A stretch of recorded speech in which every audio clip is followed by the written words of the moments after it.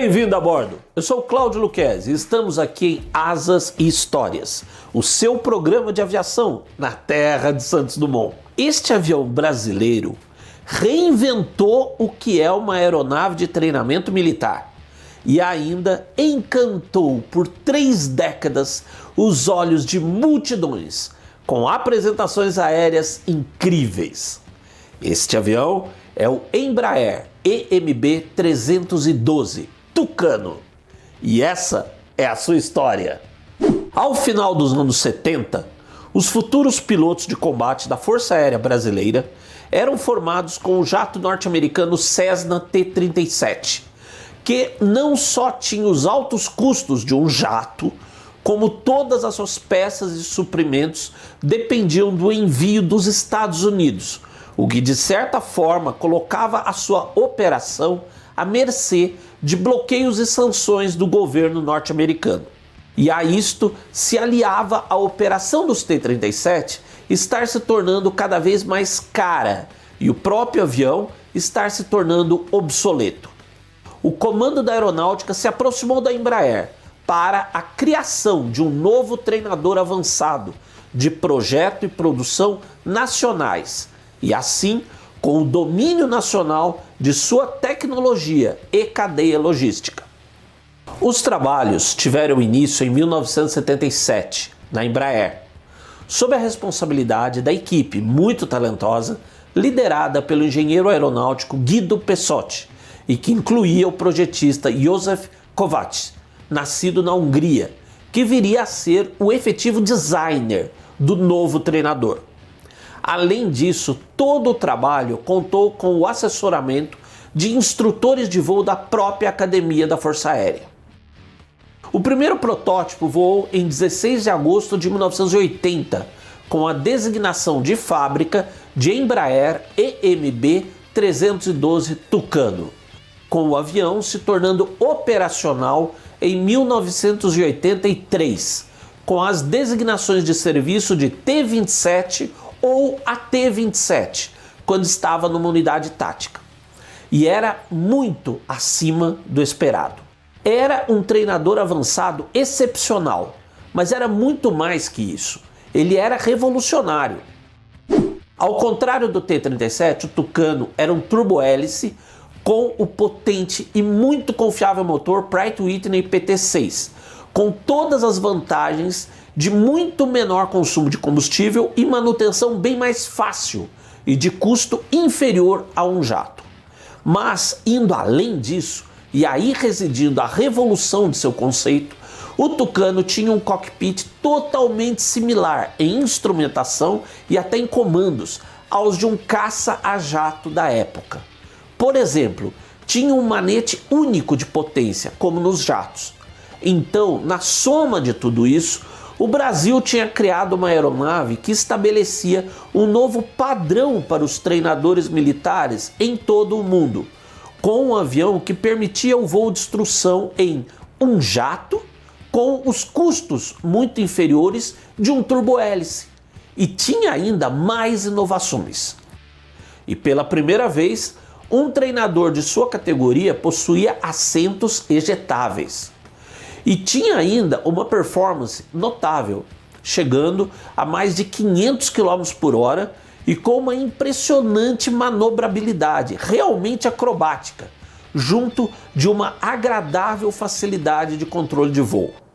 Era o melhor de diversos mundos, num mesmo avião.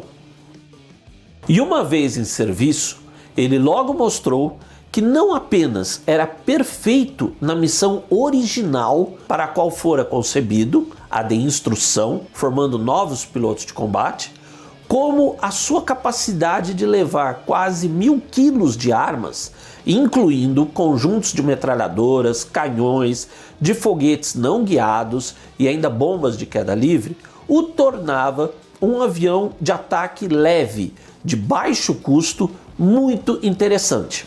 E essa capacidade vinha ao encontro do cenário dos anos 80, em que muitos países, não só na América Latina, mas também na África e outras regiões do mundo, enfrentavam não apenas movimentos guerrilheiros de natureza político-ideológica, mas cada vez mais grupos armados ligados a atividades ilícitas, como o narcotráfico e a venda ilegal de armas, com ações interfronteiras nacionais.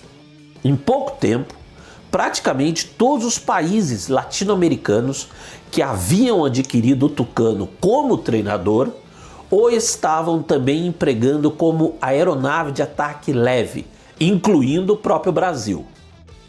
Ao todo, quase 20 países seriam operadores desse avião, fazendo do Tucano o primeiro grande sucesso de uma aeronave militar brasileira em escala global.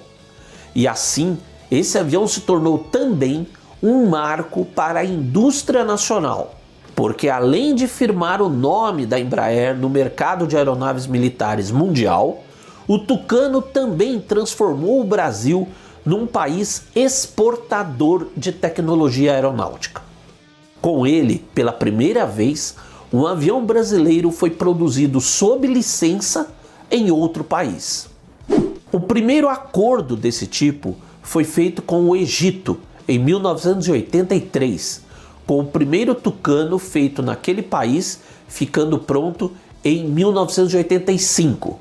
Um feito incrível, pois apenas 15 anos depois de iniciar as suas atividades, pela primeira vez a Embraer gerenciou já a instalação de uma linha de montagem de uma de suas aeronaves de um outro país. A produção egípcia foi de 110 aeronaves, entregues às forças aéreas do próprio Egito e do Iraque. E embora não oficialmente, parece que o Egito foi a origem dos Tucanos operados até hoje pelo Irã.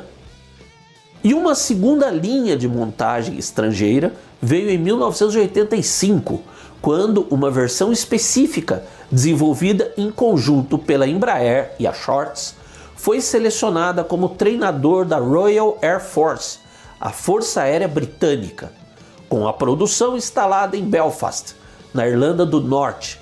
Foram entregues um total de 160 aeronaves dessa versão. Assim, no total, mais de 620 Tucanos foram produzidos. Essa história de sucesso não estaria completa sem a devida citação de uma das melhores ferramentas de marketing que esse avião teve: a Esquadrilha da Fumaça.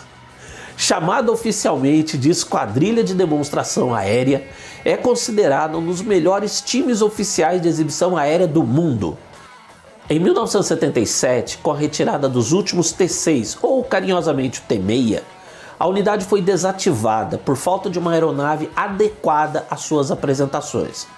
Porém, a chegada do Tucano e sua manobrabilidade acrobática permitiram o retorno da esquadrilha em 1983, e ela voou o modelo por 30 anos, com a criação inclusive de manobras incríveis nas apresentações, algumas inéditas até então e só possíveis graças às qualidades de voo do Tucano, como a famosa Lancevac, que se pode descrever como uma capotagem controlada da aeronave em voo.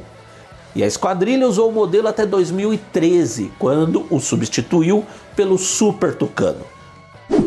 O Tucano continua ativo na formação dos novos pilotos de combate da FAB, e para estes estarem de fato preparados para os novos jatos, como o caça Gripen E, foi feita uma modernização dos Tucano da Academia da Força Aérea, no padrão T-27M, com a adoção de um cockpit digital e outras melhorias, de modo a facilitar a familiarização dos futuros pilotos com o ambiente que irão encontrar nas cabines dos jatos de combate modernos.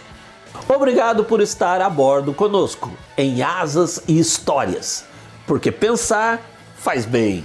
Um forte abraço e até o próximo voo!